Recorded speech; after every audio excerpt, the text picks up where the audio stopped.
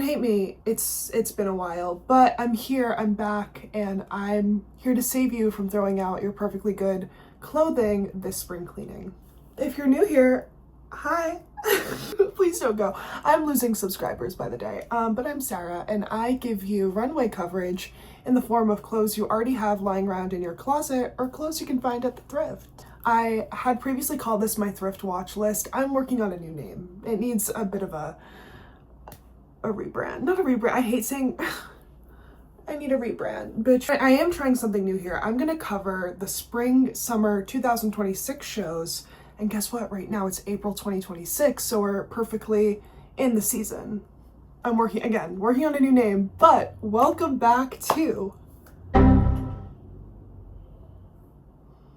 my synthesis of seasonal runway fashion, finding signals of colors, patterns, textures, cuts, motifs, and more. If you think about it, my method is finding the cerulean sweater before Andy picks it up in store from a rack of stuff.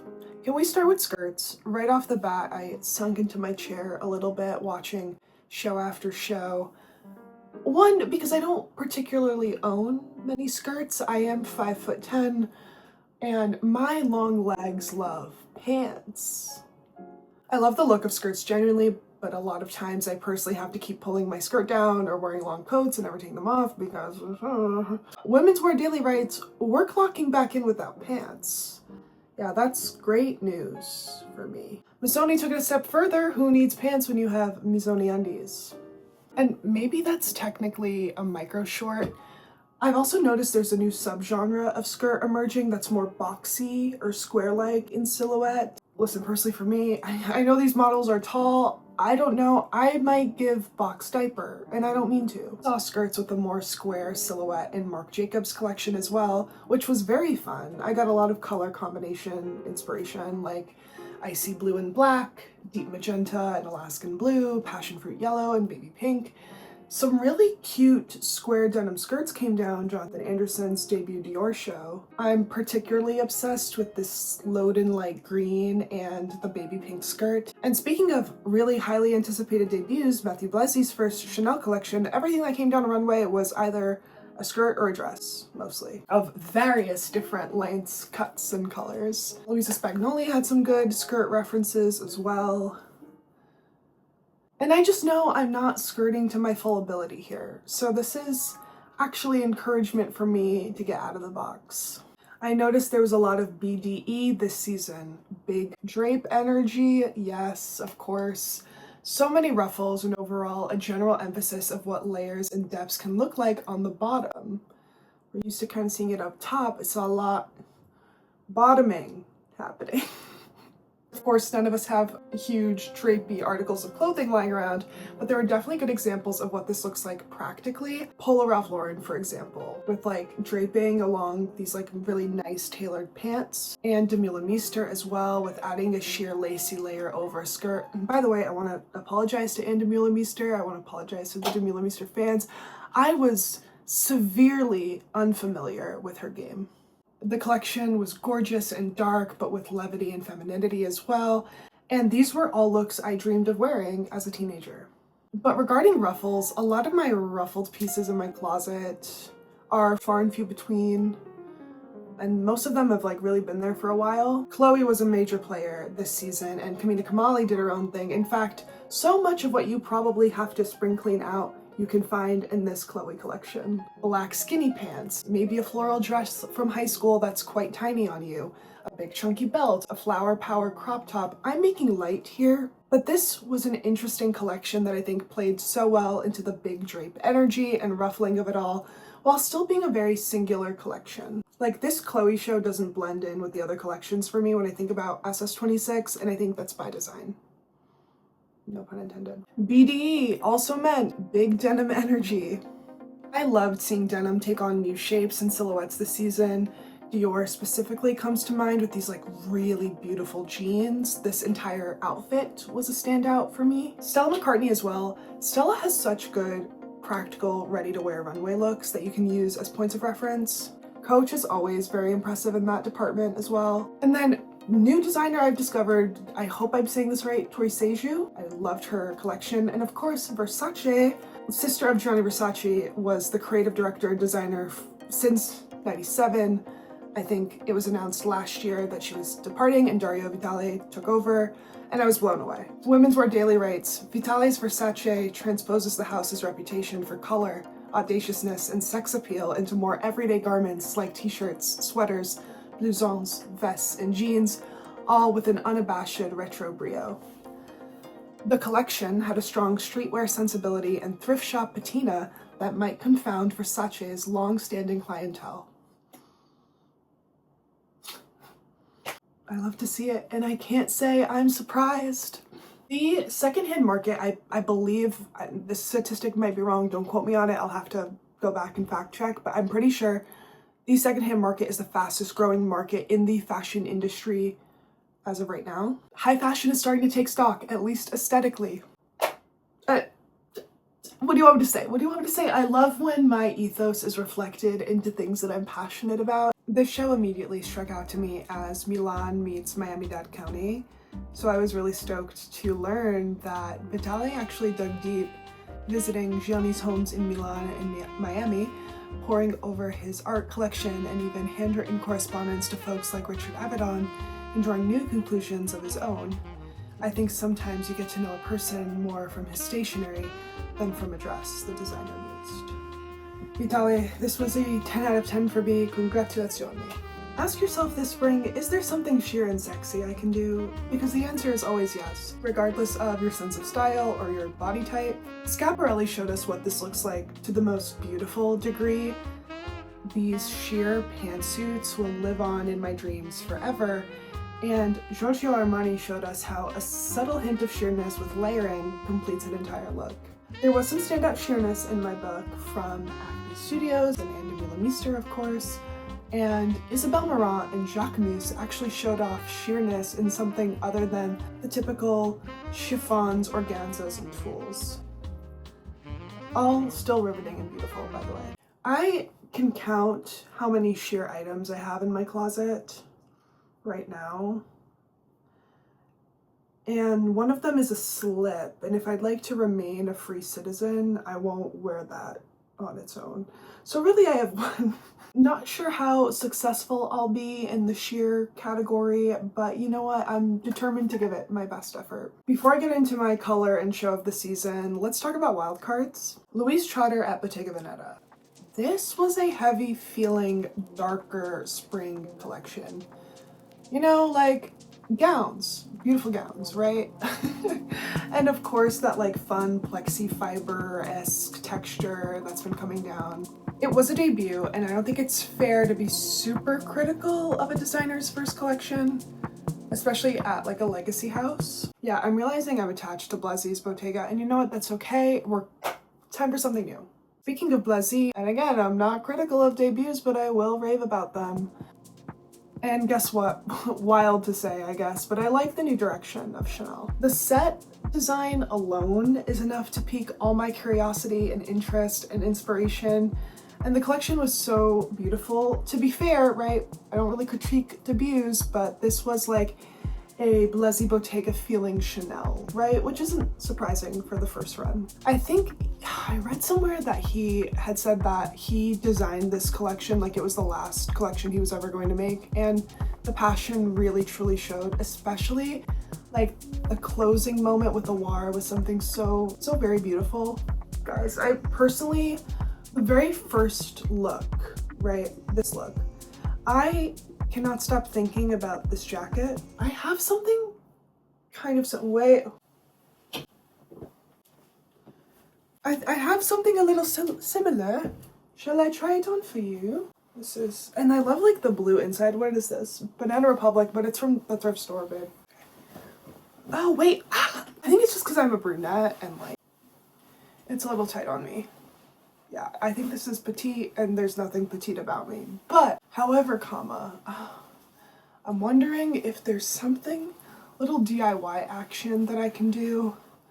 I've been talking to my like designer friends who live here about what I should do. But like a little like gold button or like a gold like little pin. Yeah, I don't know, you guys. Let me know, comment down below. Should I just keep it as is? I can't get rid of anything. I can't spring clean this away. I'm just gonna repurpose it into something new. I don't know, you guys. Does this give priest? Be honest. And of course I'm sitting down. I'm not even giving you like the full look. You know what? Michelle Obama wore this coat. Sarah Pigeon wore this coat.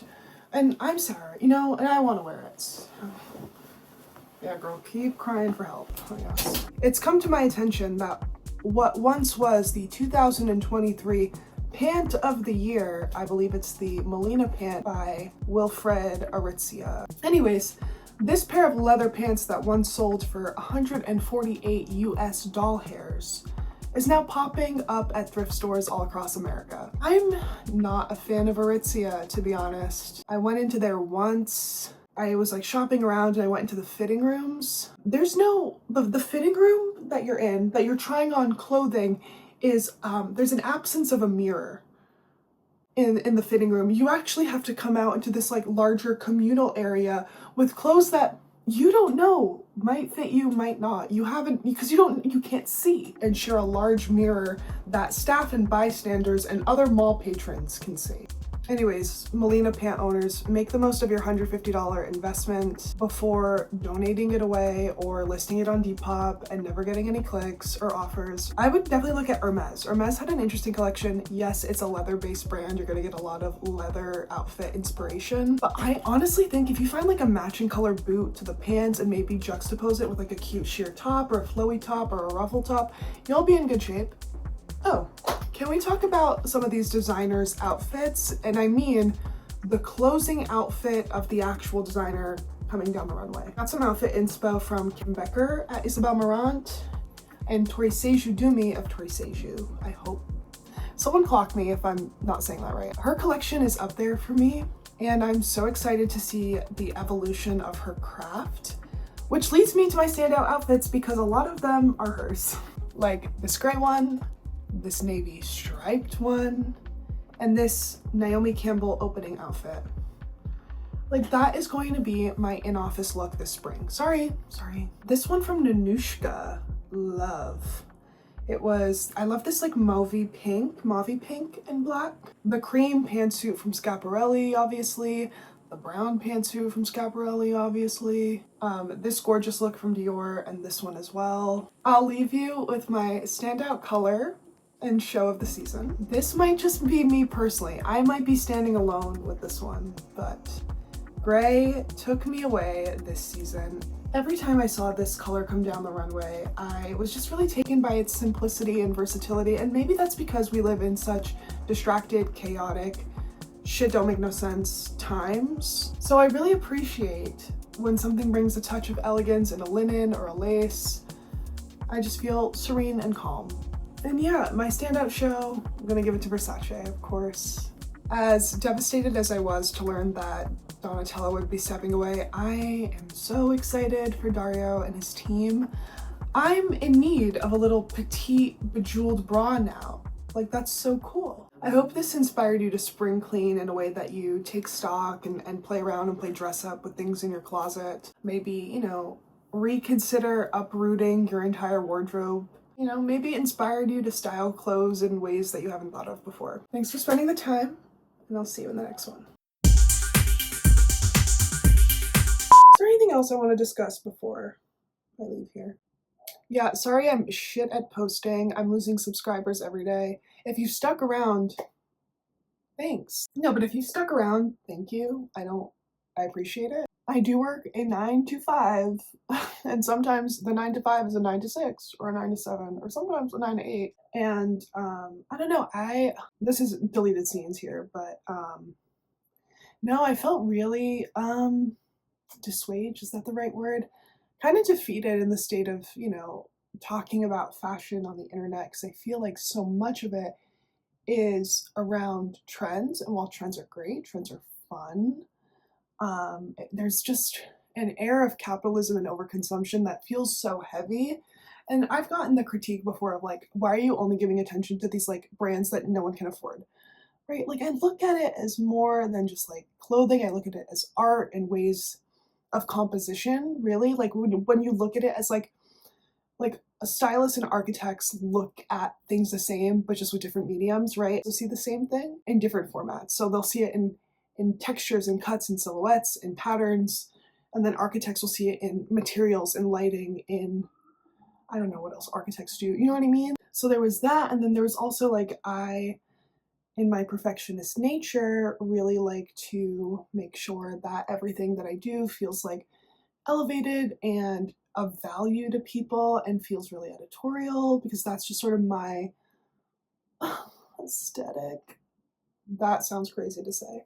No, but genuinely, I love doing things that feel like well produced, valuable, beautiful to look at. Anyways. And it's interesting because I'm still learning how to do YouTube realistically. Like, I've made videos, if we look at the amount of time spent and not the duration of time that has passed, I have like less than a year of experience like making stuff for YouTube, so I'm still figuring out like what audiences want to see. I always try and experiment where I can, so I've done like the, you know, runway coverage, and that was received really well, which is awesome and great, and I'll continue. And then I had more of like a short filmy vloggy type of video with the same premise on like my sustainability and fashion and ethos, and that did really well. And then when I did more of like a deep dive into like specific designers, that flopped. So it's just, I'm learning, and this is like, honestly, flops will teach you a lot about your creative process and how things resonate with audiences. So yeah, and we'll see how this goes. All this to say, thank you so much for sticking around, for seeing something in me. I appreciate it so much. I hope that these are fun little bits of fashion that don't feel prescriptive or imposing, and just feel like fun. It's supposed to be fun. Fashion's supposed to be fun. What the fuck? Fashion is not supposed to be like, it is really personal. I was gonna say fashion's not supposed to be too personal. I don't know. I just think fashion's supposed to be fun. If you're not having fun, what are you doing? Where else have I been? Oh, I've been writing this, like, I call long form piece of writing for the past 3 years now. That was picking up. That's fun, that I'm working on. Hopefully I'll share it when it's done. That's the plan. That's the plan. The plan is to finish because I'm in too deep. So that's creatively where I've been. And I also write for a living, so I'm always writing. All the time. 9 to 5, 9 to 8, 9 to 9. We have a new camera lighting situ. Because I'm not an electrician, these are not part of my apartment. These are put together on the wall with a bunch of command strips in a dream. And I forgot to recharge my bulbs. So you know what? We have movie magic, you guys. We're doing what we can.